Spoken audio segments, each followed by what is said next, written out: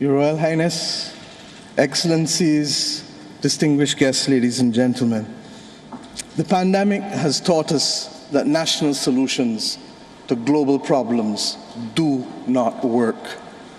We come to Glasgow with global ambition to save our people and to save our planet, but we now find three gaps.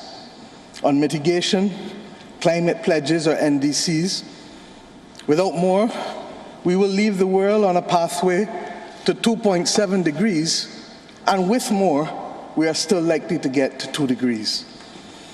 These commitments made by some are based on technologies yet to be developed, and this is at best reckless and at worst dangerous. On finance, we are $20 billion short of the $100 billion, and this commitment, even then, might only be met in 2023.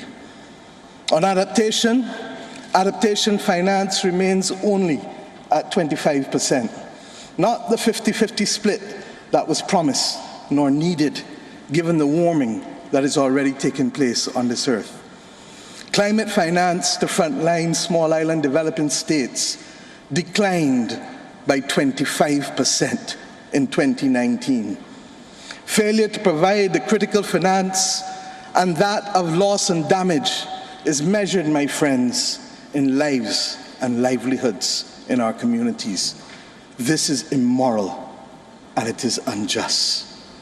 If Glasgow is to deliver on the promises of Paris, it must close these three gaps. So I ask to you, what must we say to our people living on the front line in the Caribbean, in Africa, in Latin America, in the Pacific, when both ambition and regrettably some of the needed faces at Glasgow are not present? What excuse should we give for the failure? In the words of that Caribbean icon, Eddie Grant, will they mourn us on the front line? When will we, as world leaders across the world, address the pressing issues that are truly causing our people angst and worry, whether it is climate or whether it is vaccines? Simply put, when will leaders lead? Our people are watching, and our people are taking note. And are we really going to leave Scotland without the resolve and the ambition that is sorely needed to save lives and to save our planet? How many more voices and how many more pictures of people must we see on these screens without being able to move? Or are we so blinded and hardened that we can no longer appreciate the cries of humanity?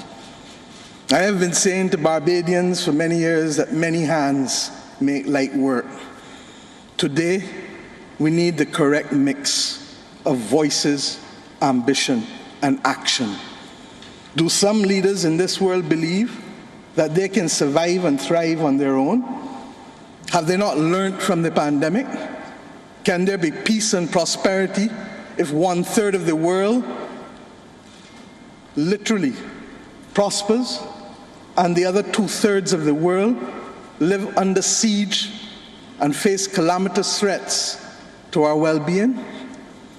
What the world needs now, my friends, is that which is within the ambit of less than 200 persons who are willing and prepared to lead. Leaders must not fail those who elect them to lead. And I say to you, there is a sword that can cut down this Gordian knot, and it has been wielded before. The central banks of the wealthiest countries engaged in $25 trillion of quantitative easing in the last 13 years. 25 trillion. Of that, 9 trillion was in the last 18 months to fight the pandemic. Had we used that 25 trillion to purchase bonds, to finance the energy transition, or the transition of how we eat, or how we move ourselves in transport, we would now today be reaching that 1.5 degrees limit that is so vital to us. I say to you today in Glasgow that an annual increase in the SDRs of $500 billion a year for 20 years, put in a trust to finance the transition is the real gap, Secretary General, that we need to close, not the 50 billion being proposed for adaptation. And if 500 billion sounds big to you, guess what? It is just 2% of the 25 trillion. This is the sword we need to wield. Our excitement 1 hour into this event is far less than it was 6 months ago leading up to this event. Can we, with those voices and these speeches from Sir David and others, find it within ourselves to get the resolve to bring Glasgow back on track? Or do we leave today believing that it was a failure before it starts? Our world, my friends, stands at a fork in the road. One no less significant than when the United Nations was formed in 1945. But then, the majority of our countries here did not exist. We exist now. The difference is we want to exist 100 years from now. And if our existence is to mean anything, then we must act in the interests of all of our people who are dependent on us. And if we don't, we will allow the path of greed and selfishness to sow the seeds of our common destruction. The leaders of today, not 2030, not 2050, must make this choice. It is in our hands, and our people and our planet need it more than ever. We can work with who is ready to go, because the train is ready to leave. And those who are not yet ready, we need to continue to ring circle and to remind them that their people, not our people, but their citizens, need them to get on board as soon as possible. Code red to the G7 countries. Code red to the G20. Earth to COP, that's what it said. Earth to COP.